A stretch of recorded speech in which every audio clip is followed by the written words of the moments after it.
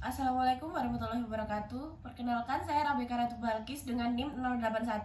Dan saya Jalena Imalia Wijanarko dengan NIM 057. Di sini kami akan mempresentasikan hasil diskusi kami mengenai kebiasaan internasional dalam hukum internasional.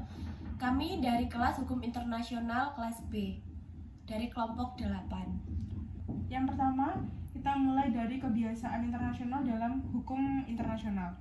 Kebiasaan internasional sendiri memiliki definisi, yaitu sebuah perilaku dalam negara yang melakukan hubungan internasional yang menjadikan kebiasaan internasional ini menjadi sumber hukum internasional formal melalui proses dari perlembagaan, nilai-nilai yang dianggap baik dan pada akhirnya diyakini sebagai sebuah hal yang harus dilakukan.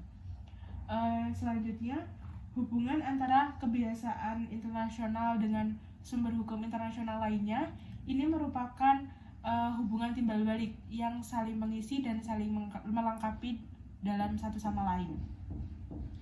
Selanjutnya, konsekuensi dari era global adalah banyaknya persoalan internasional yang pastinya memerlukan pengaturan, dan adanya desakan tersebut akhirnya mendorong sebuah masyarakat internasional untuk mengkaji ulang tatanan hukum internasional yang sudah ada.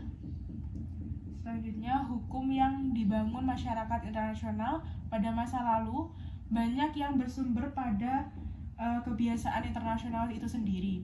Maka kebiasaan internasional dipandang menjadi sumber hukum yang asli.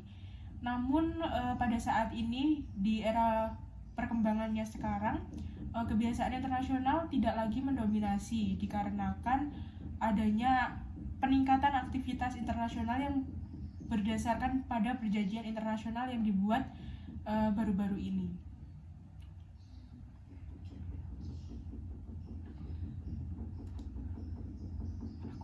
Kebiasaan internasional juga dapat dilihat dari laporan-laporan di media massa.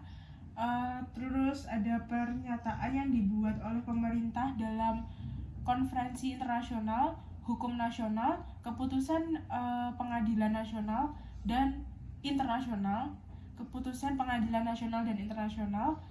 Lalu ada juga tulisan-tulisan dari para penulis terkenal atau praktek organisasi internasional.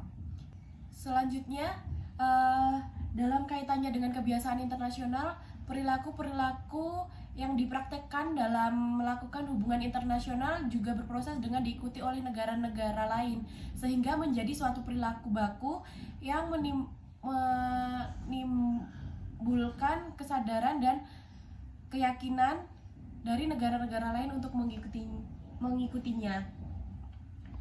Namun hal tadi itu belum bisa dijadikan sumber informasi, belum dapat dijadikan sumber hukum formal, mengingat masih akan berproses lagi terus sampai menimbulkan ketaatan sebagai hukum bagi pelakunya. Kemudian sebagai contoh dalam hukum perang, sebagai tanda menyerah selalu mengibarkan bendera putih, yang mana warna putih ini merupakan warna yang mempunyai kekuatan mengikat sebagai hukum dalam arti tidak dapat digantikan dengan warna lain. Kemudian ada kebiasaan internasional yang tidak terlalu lama menjadi hukum, seperti tentang konsep landas kontinen yang dicetuskan pada tahun 1945 oleh Presiden Truman, kemudian menjadi hukum pada tahun 1958. Tetapi ada pula yang memerlukan waktu lama kemudian baru dapat menjadi hukum. Secara teoritis, suatu kebiasaan yang dilakukan dapat menjadi sumber hukum internasional formal harus memenuhi unsur-unsur. Unsur pertama itu yaitu suatu kebiasaan merupakan perilaku yang secara umum telah dilakukan atau dipraktekkan oleh banyak orang atau dilakukan oleh negara-negara yang banyak. Kemudian unsur kedua yaitu adanya penerimaan dan pentaatan sebagai perilaku yang memiliki nilai sebagai hukum juga harus memenuhi persyaratan. Baik, demikian presentasi yang dapat kami sampaikan mengenai kebiasaan internasional yang menjadi hukum internasional. Ada kurangnya mohon maaf. Wassalamualaikum warahmatullahi wabarakatuh. Terima kasih.